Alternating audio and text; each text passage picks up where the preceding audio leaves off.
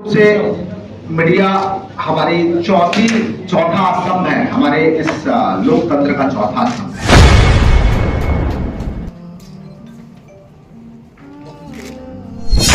यही पूरी बातें नहीं है आज की इस बात प्रेस वाकिंग ऑफ इंडिया ने अपना ऑपरेशन शुरू किया था।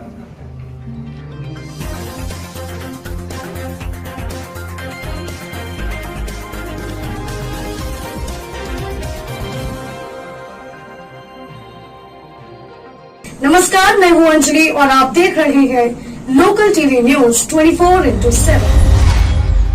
प्रेस दिवस के मौके पर हुआ संगोष्ठी का आयोजन।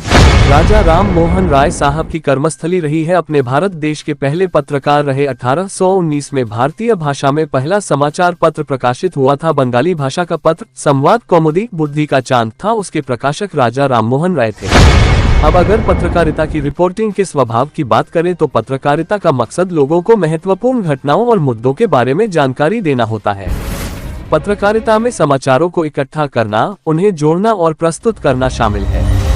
पत्रकारिता में लिखित, मौखिक और विजुअल कम्युनिकेशन के जरिए खबरें बताई जाती हैं। पत्रकारिता में वर्तमान घटनाओं से जुड़ी गैर काल्पनिक जानकारी पर ध्यान केंद्रित किया जाता है। पत्रकारिता में सामाजिक उत्तरदायित्व का पालन करना अनिवार्य है। पत्रकारिता में तथ्यों की संवेदनशीलता, विकृति और हेरफेर से बचना चाहिए। पत्रकारिता में लोगों को जागरूक करने की दिशा में काम करना चाहिए। पत्रकारिता में अपने लाभ के लिए नैतिक मानकों से समझौता नहीं करना चाहिए। अब रही बात खोजी पत्रकारिता की, तो उसमें खेल पत्रकारिता, महिला पत्रकारिता, बाल पत्रकारिता, आर्थिक पत्रकारिता, विकास पत्रकारिता के अलावा कई अन्य रूप भी हैं। पत्रकारिता का दायरा व्यापक और विविधतापूर्ण है, क्योंकि पत्रकारिता कई तरह के विषयों, मुद्दों और क्षेत्रों को कवर करती है। संक्षेप में, पत्रकारिता और जनसंचार के निरंतर बदलते क्षेत्र हमारे परिवेश और दायरे को आकार देते हैं। पत्रकारिता का मूल तत्व है नई सूचनाएं प्रदान करना, मनोरंजन करना, टिप्पणी करना, पाठक व दर्शक वर्ग तैयार करना। भागलपुर से राष्ट्रीय प्रेस दिवस में चेंजिंग नेचर ऑफ प्रेस पर नई संकल्प के साथ हार्दिक बधाई व शुभकामनाएं। इस खास मौके पर भागलपुर के DM Naval Kishore Chaudhary, DDC Pradeep Kumar Singh, trainee IAS Garima Jain, IPRD के जॉइंट डायरेक्टर नागेंद्र गुप्ता के अलावा Eastern Bihar of press club के अध्यक्ष राजीव सिद्धार्थ, अनुज कुमार शिवलोचन, मंचासीन हो दीप प्रज्वलन किया। वहीं इस मौके पर जिले के पत्रकार श्यामानंद सिंह, सुबोध कुमार, आलोक झा, रवि आर्यन, आशीष रंजन, संजय कुमार, मिलिंद गुंजन, हनी झा, सुमित कुमार, विकास कुमार सिंह, कुणाल शेखर, शंभू भगत, राहुल कुमार सिंह, विनोद कुमार, सत्यपाल सिंह, संतोष कुमार, अरशद सहित जिले के कई पत्रकार मौजूद थे। मैं प्रपोज कर रहा हूं कि जिसमें हमको लगे कि ये खबर को हमारा बच्चा पढ़ सकता है कि नहीं। यदि इस खबर को 8 साल का बच्चा पढ़ेगा तो उसके दिमाग पे क्या असर पड़ेगा। यदि इस खबर को हमारी महिलाएं पढ़ेगी, हमारी माताएं पढ़ेगी, बहनें पढ़ेंगी तो उसके ऊपर क्या इम्पैक्ट पड़ेगा। यदि इस खबर को कोई हमारे बुजुर्ग पढ़ रहे हैं तो उस पर क्या इम्पैक्ट पड़ेगा।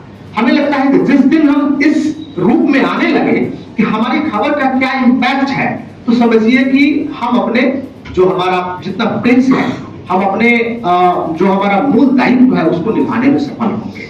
एक छोटी सी, जैसे कि आजकल खास करके जो इलेक्ट्रॉनिक मीडिया में खबर जो सबसे तेज, सबसे आगे या तुरंत, त्वरित, इस तरीके से कई तरह की खबरें हैं, लेकिन कोई इंफॉर्मेशन खबर नहीं है।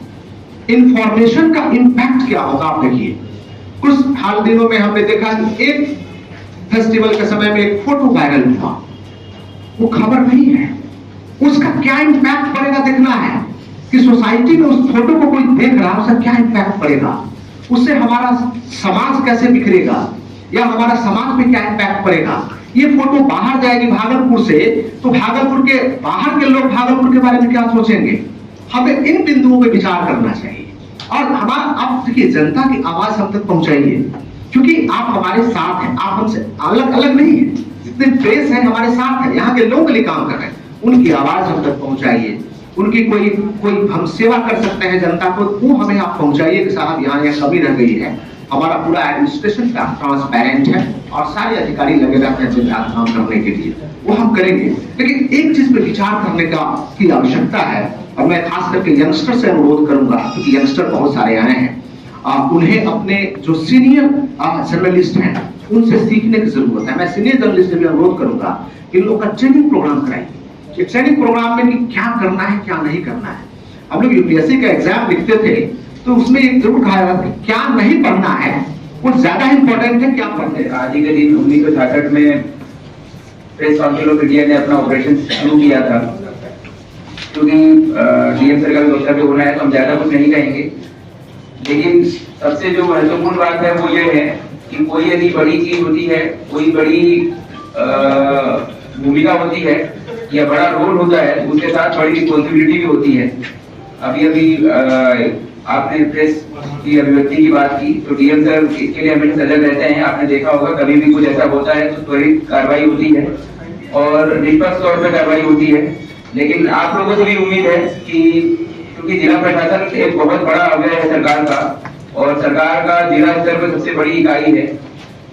ह्यूमन रिसोर्स का भी कई बार खर्च होता है या कई बार इतने ज्यादा रोल्स और रिस्पॉन्सिबिलिटीज डिवाइड है जिला प्रशासन के लिए कि कुछ कभी किसी एक्टिविटी में किसी रिस्पॉन्सिबिलिटी को निभाते समय कुछ त्रुटियां जानते बूझते हुए कई बार होती हैं और कई बार अनइंटेंशनली होती हैं।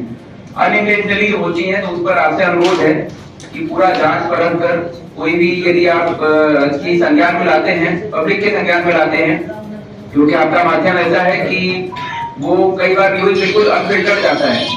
लोगों के पास जो न्यूज पहुंचता है, जो पढ़ते हैं उसको बहुत सत्यापित मानते हैं, लोग बहुत सत्य मानते हैं और उसकी सत्यता की जांच ज्यादा नहीं करते हैं। आपने कोई न्यूज यदि पब्लिश कर दी और यदि वो भ्रामक है या किसी रूप में गलत है तो उसका खंडन यदि हम करें भी तब भी हम उस व्यक्ति तक नहीं पहुंच पाएंगे जिस व्यक्ति तक वो गलत खबर पहुंच गई है। तो इसलिए बहुत बड़ी आपकी जिम्मेदारी है लोगों में, क्योंकि सरकार की इतनी जन कल्याणकारी योजनाएं हैं, हर विभाग की योजनाएं हैं, सरकार और प्रशासन हर व्यक्ति के हर जीवन के हर पहलू में किसी न किसी तरह से अपनी भूमिका निभाता है। कोविड के टाइम पे आप लोगों ने देखा होगा डीएम सर के नेतृत्व में आपके लिए हमेशा आज भी जैसे कार्यक्रम हो रहा है और अन्य उसमें भी सभी कार्यक्रमों में सभी प्रशासन की एक्टिविटीज में आपको आमंत्रित किया जाता है। क्योंकि सर का भी एक कंसर्न है, इसलिए हम सर के माध्यम से आपको बता रहे हैं कि इस रिस्पॉन्सिबिलिटी को थोड़ा सजगता के साथ निभाइए, अन्यथा तो प्रेस ने काफी अच्छा कार्य किया है। और चौथा स्तंभ है लोकतंत्र का, तो उम्मीद करेगी कि चौथे स्तंभ के तौर पर हमेशा मजबूत रहेंगे। खबरों में अब तक के लिए बस इतना ही। मिलते हैं फिर ऐसी ही बड़ी खबर के साथ, तब तक के लिए नमस्कार और देखते रहिए लोकल टीवी न्यूज 24/7। आप देख रहे हैं लोकल टीवी न्यूज 24/7, सब पर नजर, सबकी खबर।